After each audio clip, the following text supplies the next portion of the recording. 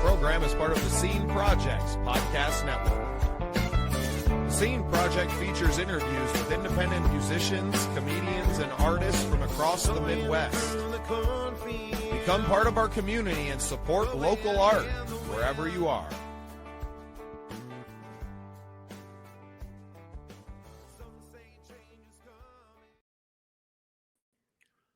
Welcome into a very exciting episode of The Scene. I'm your host, Bubba Startz, and with me today is my friend and award-winning podcaster, Tom Fox. Tom, nice to turn the tables on you. Welcome to my show.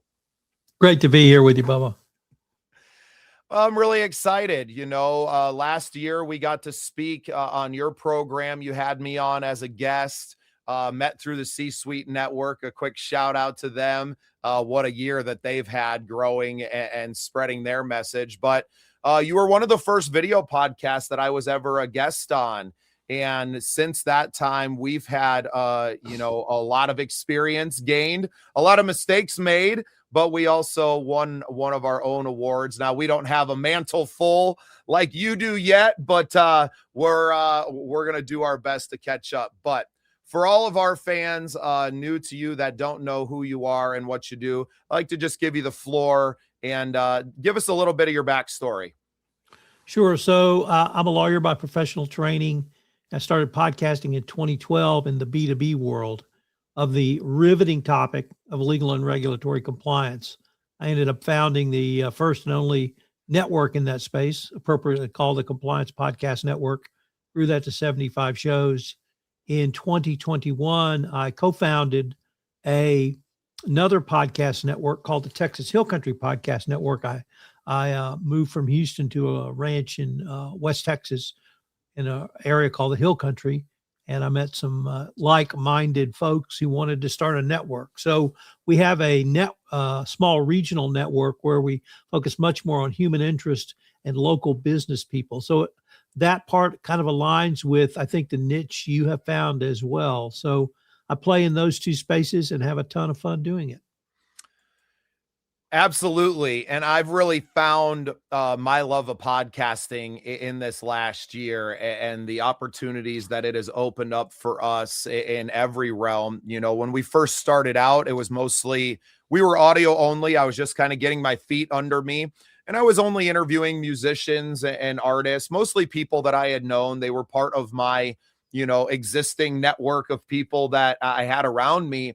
And really at the turn of the calendar last year in 2025, I started to figure out how to kind of put myself out there to talk to people that I didn't know and doing it on video and to watch how podcasting can just change your whole world because of the conversations that you get to have. And to use that platform to support local voices. You know, we have a Scene Project Sports Network where we're covering and talking with local high school sports teams and shining a light on some of our young amateur athletes or local businesses who aren't going to get on the local news channels for one reason or another. And really using our voice and our platform to support the people that are around us every day.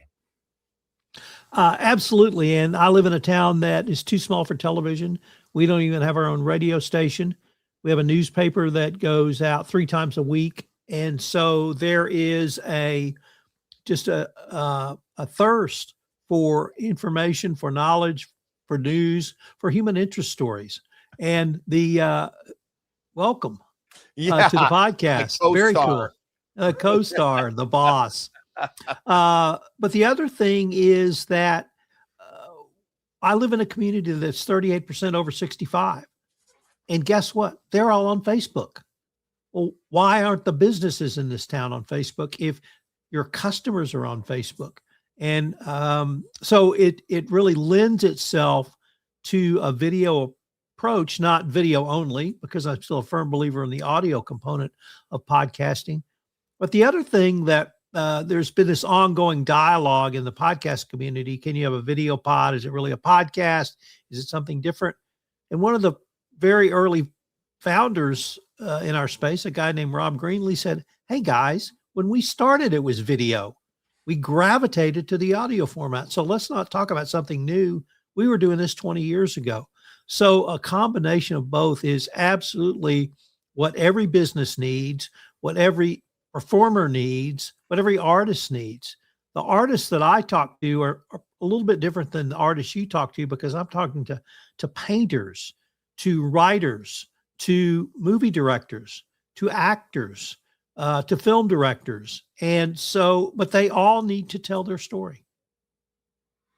And that's exactly it. To me, because I haven't been in it for long, I don't even bother getting into the debates. To me, a podcast is just an independent broadcast. It's something that can be done from someone's home studio or from your phone even. To me, it doesn't matter. I'm not getting caught up in the semantics of it. What is what's the passion behind it? What is the root of why? And to me, it's all stories. It's all about getting these stories out there. Whether it's me telling mine, I really started my podcast because as a musician, I had gone on and guested on a few of my friends' podcasts, and I barely scratched the surface on who is Bubba Startz. So it was like, well, the only way I'm going to have an opportunity to do this is if I'm able to show up more consistently and bit by bit tell my story. And I kind of got that from listening to Joe Rogan and hearing, and eventually you've heard some of his stories so many times, and he feels like a broken record, I'm sure, but he's just relating with the people that are across the table with him, or for us, across on the other side of the computer screen. And we're finding a way to relate as human beings, and that is the basis of relationship. And to me, that's really what podcasting is. And it's not just the relationship between you and I as host or guest, but also that relationship with your fans. It's common wisdom or conventional wisdom in the podcast world that people come for the guest, but they stay for the host. And if you can develop that relationship with the host, people will come back. I tell people I have two metrics, and two metrics only for a successful podcast. Number one, how much did I learn? And number two, how much fun did I have? Now, in the B2B world, I'm a subject matter expert. And if I learn something, my audience is going to learn something. But guess what? I always learn something. I learn something from you simply because you're different than me. You have a different perspective, a different background, different focus. But the second part is, how much fun did I have? Because if I'm having fun, I'm engaged. And people can hear that in my voice. And if I'm engaged, the listener is going to be engaged. And if I can give you a couple of anecdotes, my daughter is a millennial. And one time my wife said, nobody watches a video podcast. So we asked my daughter, do you watch video podcasts? She goes, oh yeah, that's what we do on Friday night.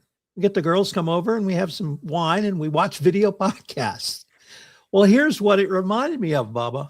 When I was in college, Saturday Night Live came out, and we would literally go to bars that had big screens to watch and listen to Saturday Night Live. Now, I recognize that's a professional comedy troupe on network TV, but it's still an audio video format, which is what you're doing in 2026. So I think there's a pretty good track record of people watching audio and watching music and watching people talk about themselves, whether it's a comedy, whether it's a serious, whether it's an entertainment, or whether it's just human interest. Yeah, I mean, that's pretty much all that I watch, our podcast. And what is it besides a talk show? And what is most of TV filled with but talking heads, discussing topics or whatever it might be? Shows like The View and all of a podcast is no different than that.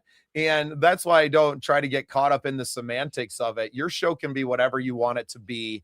And for me, I like conversations. I like having hosted. Some people, a Bill Burr can carry his show all by himself and monologue till the end of time and fill up an entire hour. That's not necessarily how I like to do it, but I also have varied interests, right? Like I don't have just this one show at this point.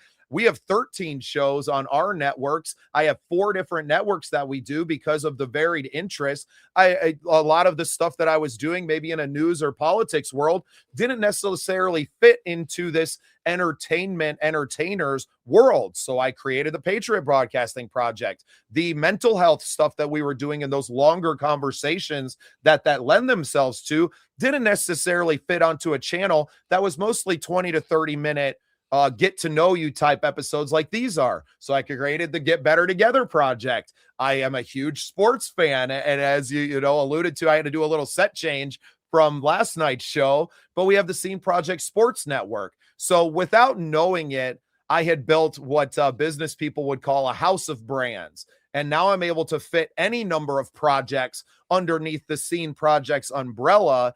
And to, I'll create a new show tomorrow, Tom. What is it to me to develop it and to keep pushing it, especially in this media landscape that's changing? I think occupying the space before you get it perfect is almost more important. Go claim your space like the old days of, homesteaders. Go make your claim and then figure out what you're going to build on it later. But if you have that idea, that inception is the beginning. You can use AI and Chat GPT or anything to help you build that idea out. And then it's just a matter of showing up on camera and doing it. Let me say something about something you said early on in this podcast, Bubba. And you said when you started the network and over the past year, you'd made mistakes. Well, I'm going to suggest to you, you didn't make any mistakes. What you did was have learning and growth opportunities, because I'm asked often, tell me your top 5 mistakes in podcasting. And I always answer the same. I've never made any mistakes except one, which every podcaster makes, but you only make it once, because every other thing I've done, bad audio, bad interview, bad something, it's a learning opportunity. And I know not to do it again.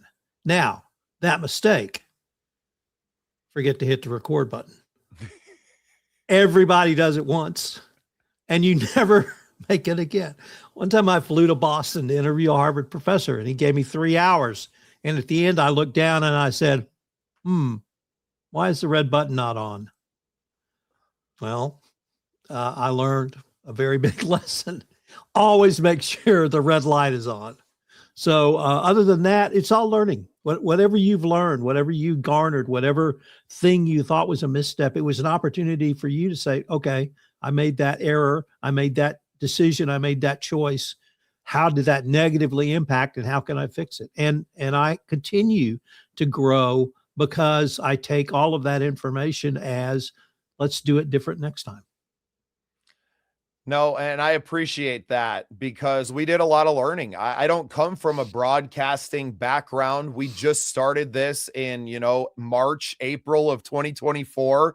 One of my 3rd or 4th interviews was with Bill Payne, who's the co-founder of Little Feat, the rock band from the 60s.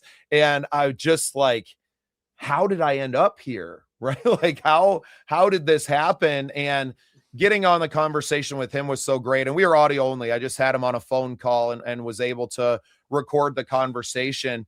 But even he was, you're one of us, right? You're a musician yourself, this game, and never made me feel like I was out of place. And that was such a huge confidence builder for me so early in our careers. We went on to, we've interviewed Grammy nominees, Rock and Roll Hall of Famers, the drummer from Judas Priest. I got him on a nice 30-minute conversation that I got to have as well. And just, I've never felt out of touch with my guest. I've always been able to find that common ground with someone, no matter what level of their career or status they may have. And I've definitely forgot to hit that record button one time. That was all. And I've had the batteries die on the cameras one time, and you learn. At least at that point, I had already been smart enough to have a backup audio version just running, and was able to make the video podcast work, inserting some photo clips and some B-roll from some of our other coverage. But I wouldn't have known that without having made, having those opportunities earlier to know better. And I learned to bring extra batteries and extra sound cards. It's amazing. How fun. Well, I know you mentioned off camera, you've been working on a book since we last spoke. Tell me more about that. So I live near a town called Kerrville, Texas, and we had a devastating flood on July 4th of last year. 119 people died, 27 girls at a summer camp. There were 2 RV parks that were literally wiped out, one with 100% loss, where generations in one RV, grandparents, parents, children, were literally washed into the river. It was a devastating flood. And so I'm writing a book on that experience. I've interviewed several people around the summer camp. I've interviewed people around the RV park. I've interviewed multiple survivors. But it's really, Bubba, a story of resilience and how people have worked through that event. I took, you will appreciate that I took one chapter that is the artist response. And that's painting artists, that's musical artists, that's a symphony conductor artist, that's a Western Museum director artist. And there was a girl from the summer camp, a teenage girl, who rewrote the song Hallelujah to honor those at her summer camp. It was a camp named Camp Mystic who died. And you will appreciate this. She sang that at the opening football game of the Kerrville high school team. And I assume high school football is going to be as big in South Dakota as it is in Texas. It's the only time in my life I've heard dead silence at a high school football game ever, and a lot of tears when she sang it. And so those stories, those human interest stories, I really want to tell that, how the city rebounded, how literally the world helped donate monies for rebuilding, and people came as far away from rescue teams from Czechoslovakia came to help try to find those who got washed into the river and died. So that's my big project right now. It was absolutely tragic to wake up and see the news, and as fast as news travels now, and not necessarily unprecedented in that Texas Hill Country because of the geography of the area and the propensity for these large storms. And, I know a lot of talk in there, and I'm sure there was, a lot to talk about it more in there, the alarm systems not working or warnings maybe not going out as they should have, precautions being taken that caused this massive loss of life. But these storms happen. And that area is known for flooding. It's the reason that you have all of the reservoirs around that area to mitigate some of that.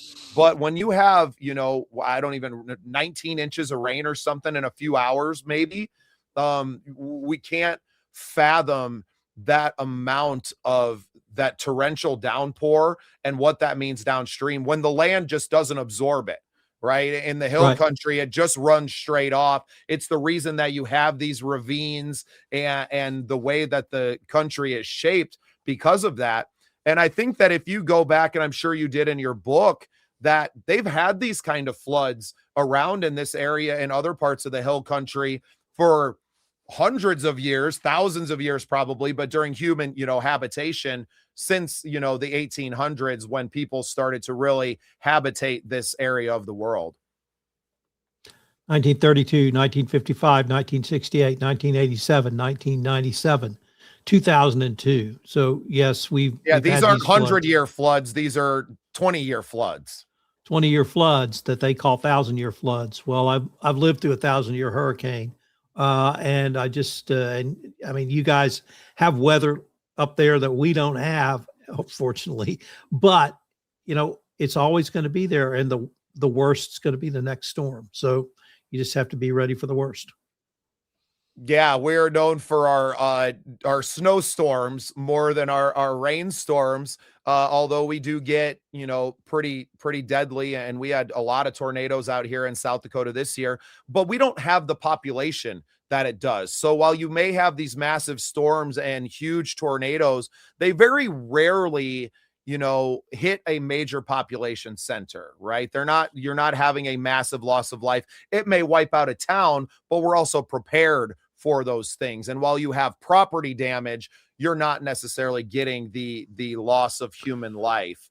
And bless you for recording this history, because I think that's important, because the national media can shape a narrative, if not for historians like yourself capturing that. And I think the artists as well, are these songs become the stories that maybe when the books or the Wikipedia pages disappear, that we have the songs to and the paintings of these moments in time, and to remember all of those, rest in peace, those souls that were taken from us in that historic event. Well, and it really speaks to the role of art in so many different things, whatever that your art might be, but the role of art to excite us, to move us, to help us, get through grief, to help us understand, to help us move together as a community. And certainly the musician community was a large part of that as well. So kudos to you and your colleagues. Well, and Kerrville has a big folk festival there too, don't they? I have a good friend who's always talking about that little town in Texas. Well, you need to come down and if not play, sit in, because it's a 54th year this year. I'm very involved in it, and it's just singer-songwriters. Now, occasionally play some rock and roll, nothing wrong with that, but it's literally singer-songwriters, and from all over the country, and the top folk artists, very laid back, very mellow. They've got a great art scene. It's over 3 weekends, so 21 days. A lot of people come and camp out for the event, and some people stay. I have one friend who's been doing it for 30 years.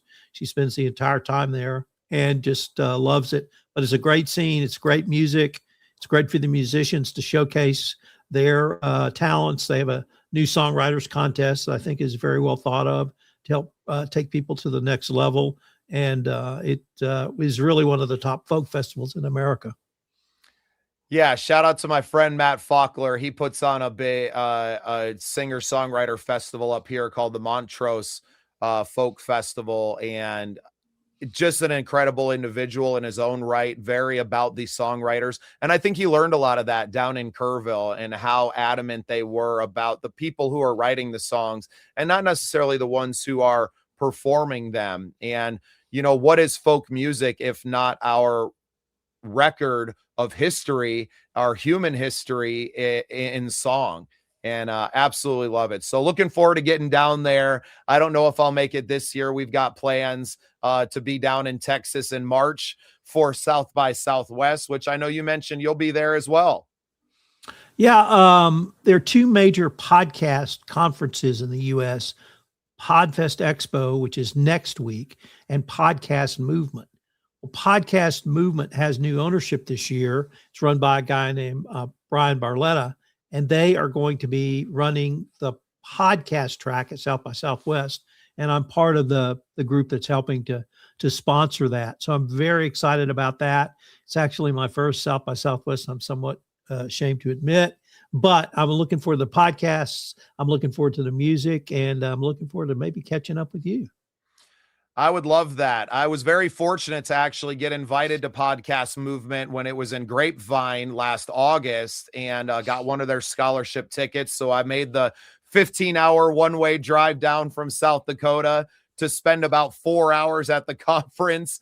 Adam Curry was on stage at one of them, the Podfather himself, and his whole speech was about, you can use your podcast to support your local community and to being about your small, local, regional areas. I took the headphones off, I put them back in the bin, and said, I think I'm on the right track, and got to shake his hand. I also got to meet Alex and Alicia Sanfilippo, the founders of Podmatch, who I think that's where we reconnected at now, was on Podmatch this time. It's a great couple, a beautiful platform that they've built. So a shout out to them. And yeah, I think I'm going to have to buy a ticket and come see you. And I didn't realize Podcast Movement had kind of moved in and a part of South by as well. So we're going to be down there supporting our music side, but a great opportunity to connect and to see what the future of podcasting and music and tech and everything and where that's going. So